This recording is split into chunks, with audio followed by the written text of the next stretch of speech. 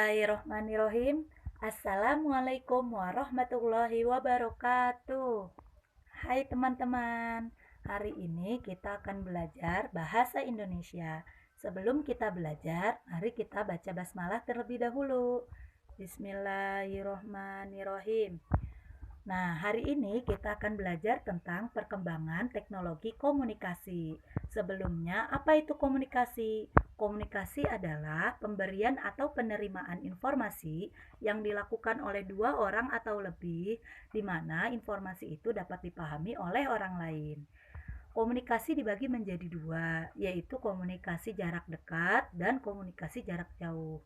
Komunikasi jarak dekat kita bisa lakukan secara langsung, berbicara langsung. Sedangkan komunikasi jarak jauh kita membutuhkan alat untuk menyampaikan informasi yang akan kita sampaikan. Alat yang kita gunakan disebut alat komunikasi. Alat komunikasi mengalami perkembangan dari zaman dahulu hingga sekarang terus mengalami perubahan-perubahan. Alat komunikasi yang pertama yaitu asap. Yang kedua yaitu tulisan. Yang ketiga yaitu telegraf atau telegram. Yang keempat yaitu telepon. Yang kelima yaitu surel atau surat elektronik. Miss Ayu jelaskan satu persatu ya. Yang pertama asap. Asap digunakan oleh orang-orang zaman dahulu yang tinggal di pegunungan untuk memberikan informasi kepada orang lain. Yang kedua yaitu tulisan. Tulisan sebenarnya sudah dikenal pada zaman Nabi dahulu. Namun di Indonesia itu banyak sekali digunakan pada zaman kerajaan.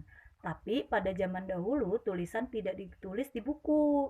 Dulu tulisan biasa ditulis dengan bahan-bahan yang ada di alam seperti di batu, di pelepah kayu, lalu di bilah bambu dan lain-lainnya. Namun untuk mengirim tulisan itu membutuhkan kurir atau utusan. Sedangkan untuk mengirim surat itu, tulisan itu membutuhkan waktu yang lama, sehingga manusia mencoba untuk mengirim tulisan menggunakan burung dara yang sudah terlatih. Ternyata dibandingkan dengan kurir atau utusan, menggunakan burung lebih cepat. Nah, selanjutnya manusia menemukan yang namanya telegraf atau telegram. Telegraf ditemukan oleh Morse. Nah, telegraf atau telegram digunakan untuk mengirim gambar atau tulisan. Yang keempat yaitu telepon.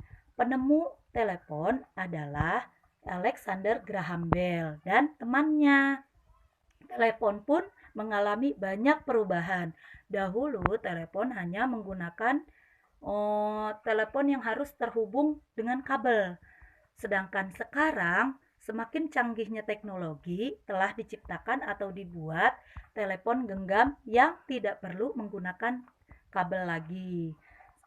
Nah, yang kelima yaitu surel atau surat elektronik. Nah, surel ini kita bisa gunakan tapi dengan bantuan atau membutuhkan internet.